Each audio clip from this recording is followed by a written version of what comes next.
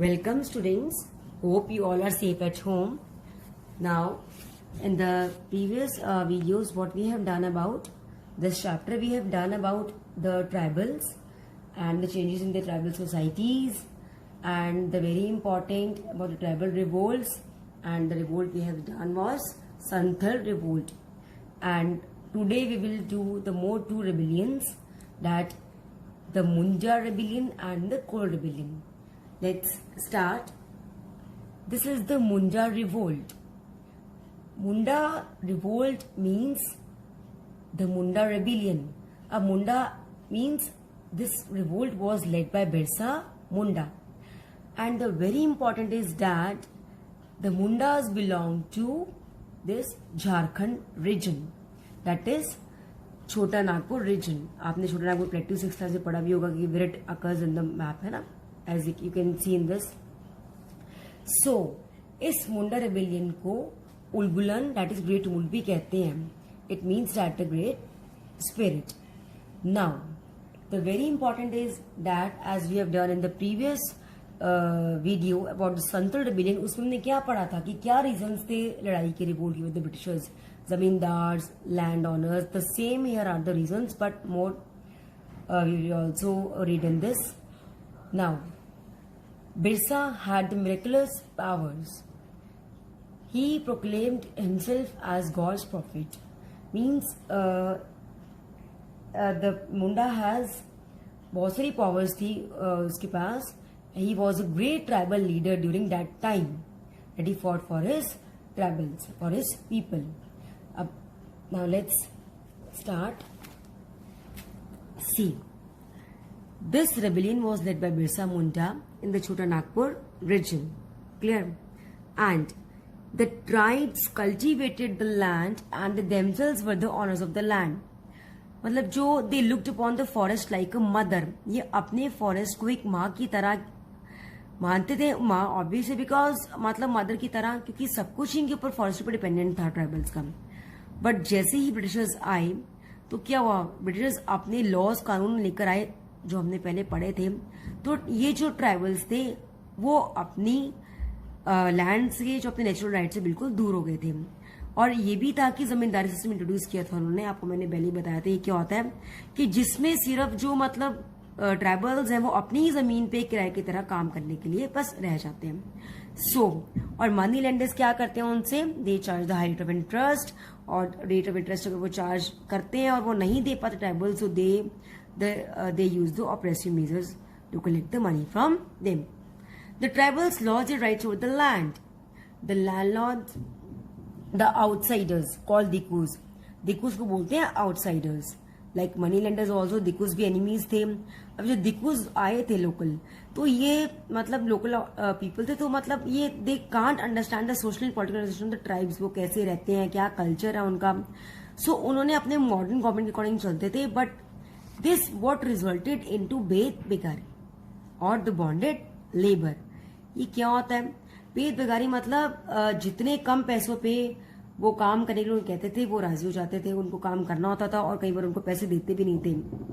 And ये कहाँ इसके चलते हुए क्या हो गया, बहुत गरीबी, भूख हड़ताल होगी, famine. This caused the misery to the tribals.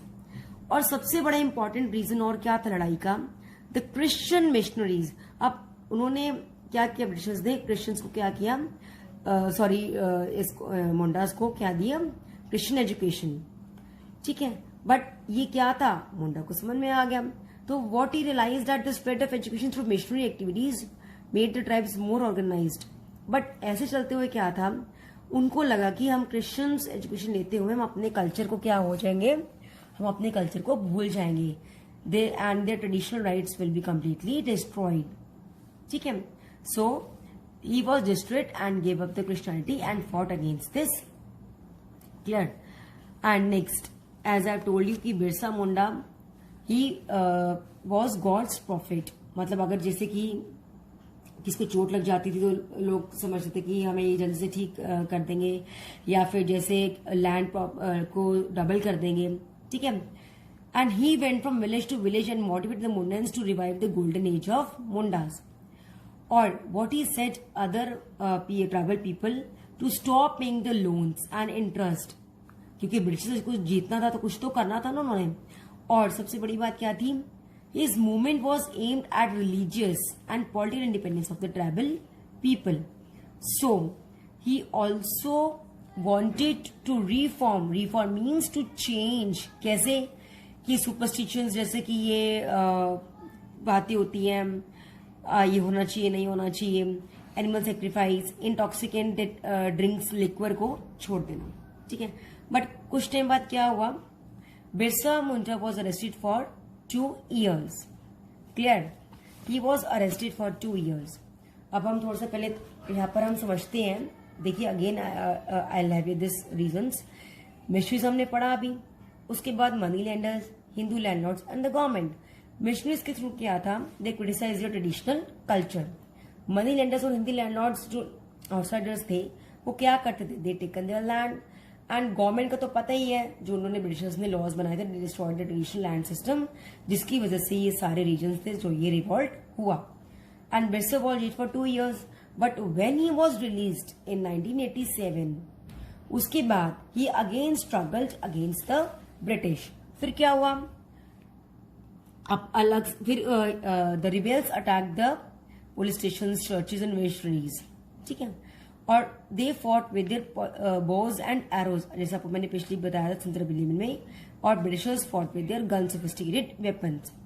But after some time Birsa was got died in 1900 due to cholera.